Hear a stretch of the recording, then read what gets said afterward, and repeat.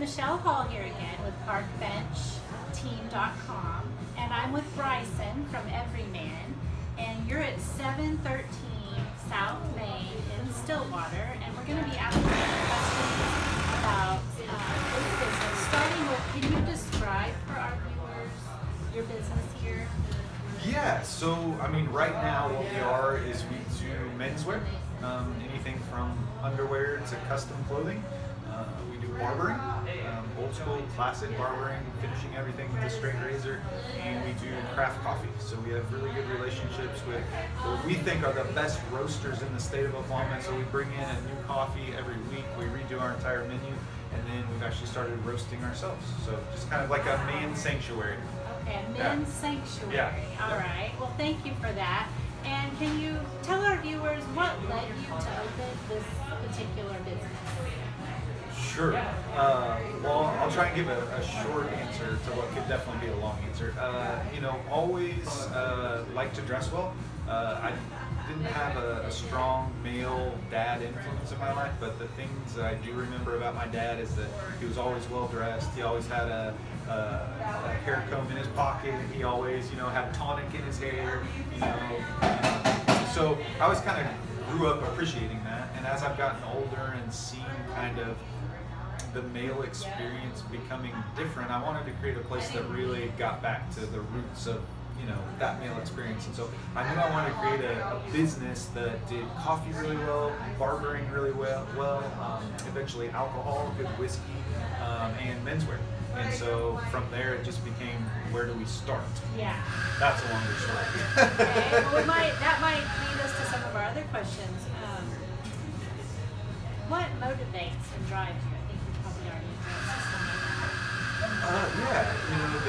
The fundamental tenet of this business is give back. Our mission, we say, is haberdashery with give back, which is kind of like menswear, this male experience with give back. I didn't grow up with a dad figure. I have a son myself now. I know how important it is for young boys to have, and young girls to have strong male influence in their life. So I wanted whatever we did to do something to help resolve the fatherless issue in America. That's a big undertaking, but it is, but it sounds like you're doing your part. We're doing a little bit. Yes. We want to do more, but you recognize the need, and you haven't waited on someone else to solve the problem. In a way, we do kind of. So what we do now is we find organizations that mentor to young boys in a good way, in a profound way. We partner with them, and what that looks like is we feature them on our website, we actively promote them via our social media avenues, and then every month we make a small donation to them every single month. And we commit to doing that as long as we're in business. So unless we go out of business, they have our pledge that we're always going to give to them, and then our goal is, as we grow, to grow that give back. So if you go to our website, everymanshop.com, and click on give back, you can see we've got about 8 or 9 of those organizations that are focused in on mentoring boys that are getting our support every month. That is a tremendous mission. It is. It's huge. It's huge. It's strange in a country like America how profound is just the best word. How profound the gap is in children without fathers in the home. It's crazy, and it affects kids. Well, I'm anxious to go to your website. Just as a side note, my husband and I are trying to adopt from DHS custody a young boy. Okay. So I am totally getting what you're saying. We adopted. My wife and I did. Okay. Yeah. We have a 4-year-old now. Wow. We went through a private agency.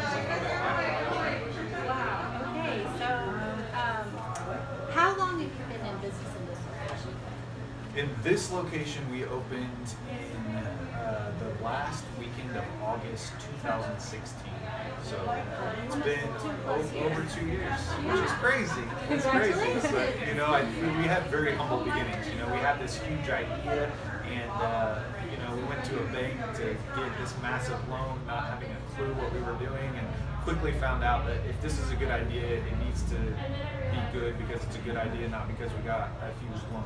And so we actually took $1,000 that I had gotten as a gift from someone, and we bought our first inventory of neckties and dress socks, and we put them in a barber shop down the street.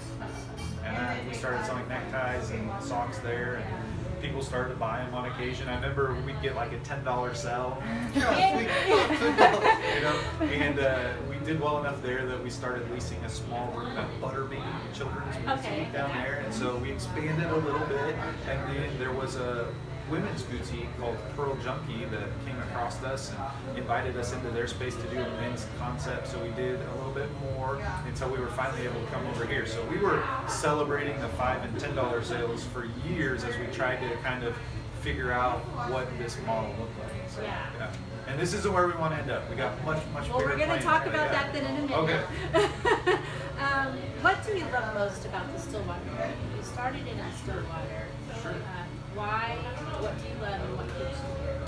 Well, I was born and raised in Stillwater. So I was born and raised here. And I remember when I was in high school, especially, I don't really remember coming downtown. I remember my mom would drag us here. There was a department store called Katz on the corner up there on 7th and Main, and she'd drag us in there. But I don't really remember much about downtown. And so whenever we really had this idea, we were thinking about where it's best served. Because we have family in Oklahoma City as well. And Stillwater didn't have a good men's concept. We weren't seeing a ton of high-quality men's grooming and barbering options. Our approach to coffee is a little bit different than anybody else's, and then eventually we think our approach to whiskey and beer is a little bit different too. So we thought, oh boy, there's nothing like there's a void here for what you envision. Sure. And so just let it fit. And it's our hometown. So, yeah. Okay, all right. Well, how has your business changed? I guess you kind of addressed that with first you were in a barber shop selling cool socks. Sure. Yeah. And then you didn't lose heart and you celebrated what came along as it came in. Sure. And didn't lose focus of where you wanted to be. And now you're here, but this still isn't. Am I you're right. Everything? No, you're right.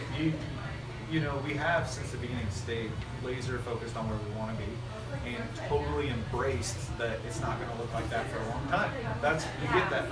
And so, we've kind of grown from the barbershop to a children's store to a women's store to here. Even when we got in here and when we opened this space, all we had was a little bit of menswear and some coffee. We didn't have barbering at all. We had to wait over a year before we kind of had the money in place to build out that space back there. And even now, we can't do the alcohol presence we really want to do in this space. That's why we're looking forward into the future. So we've always known since 2014 when we started selling neckties in the barbershop that it was going to be a gradual process. We're totally playing the long game. We're cool with that. We don't need to be an overnight success. So we know that there's a bunch more steps that we got to take to get where we want to be, and we're excited that we feel like we're in the latter stages of that. We're getting closer. I can feel that excitement. I'm excited for you. What do you hear your customers saying that they love most about shopping here with you, whether it's in the barber shop or your coffee? We're always open to feedback. We're not too arrogant enough to think that we've got it all figured out. I think people like the uniqueness of the concept, being able to come in, shop for a pair of dress shoes, grab a coffee and a shave. Yes. Kind of cool. But I have to say, to me as the owner, my focus for the past 6 months and probably going forward into perpetuity is on the people. The people that we hire here, I think, are just the best. We hire a lot of students, are the best student employees Stillwater has. I've got to say it. But we're getting into a point where we're starting to bring on more full-timers.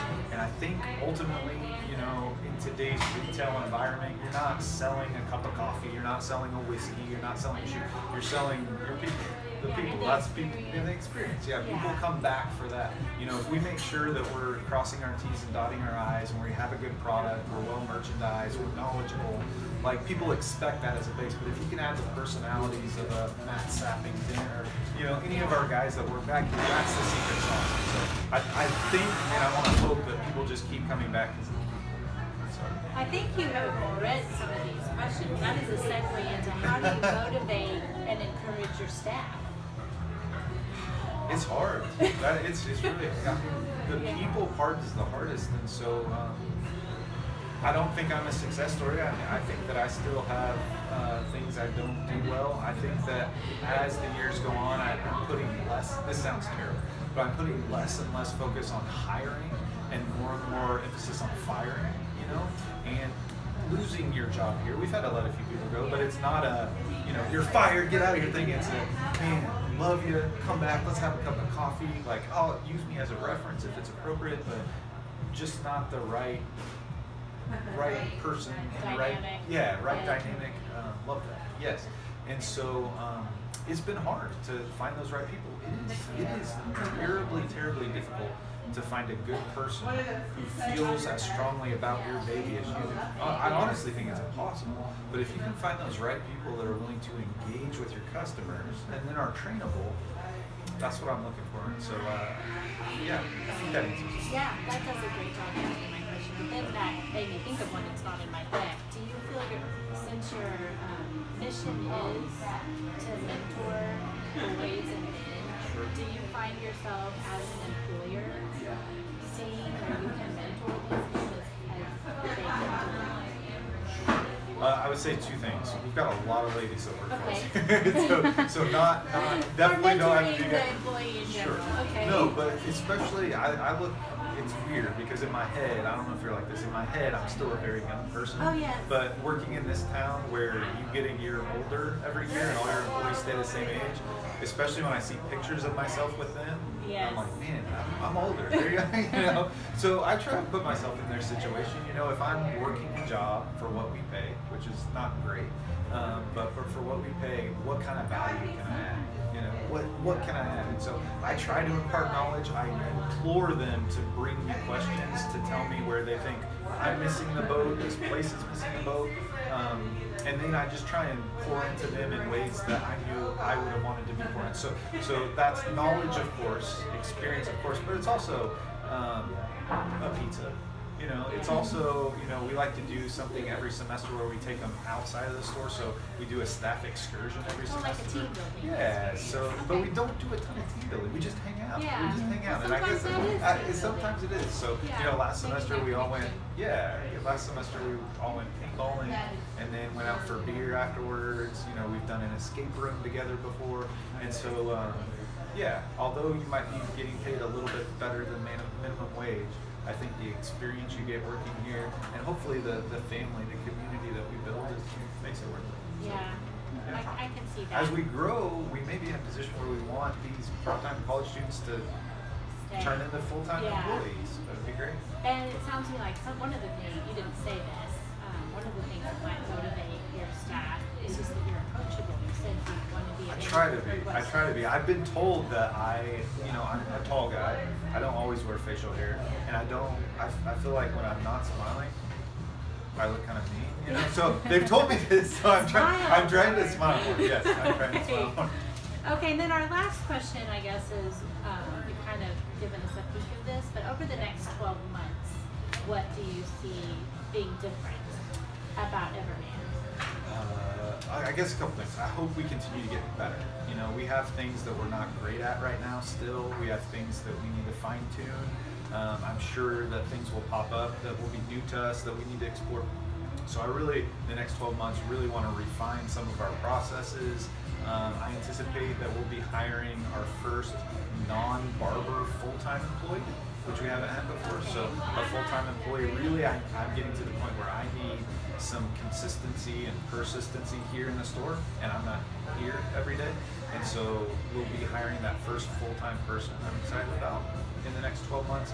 And then, listen, our end goal was this just expansive space that, let's just take each individual pillar. Coffee. We want to roast it ourselves. We're doing that a little bit already. We want to have the most dynamic coffee experience in this part of Oklahoma.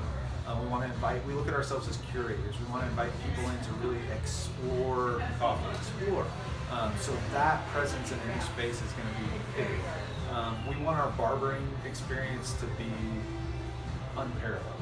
We want the products we're using, the training that we're going through, all to echo the quality that we think we can deliver.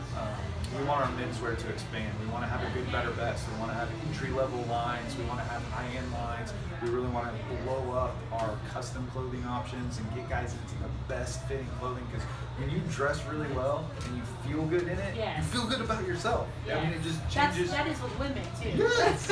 And sometimes guys just don't know. We don't know. And so growing that part of our business, growing our formal wear business.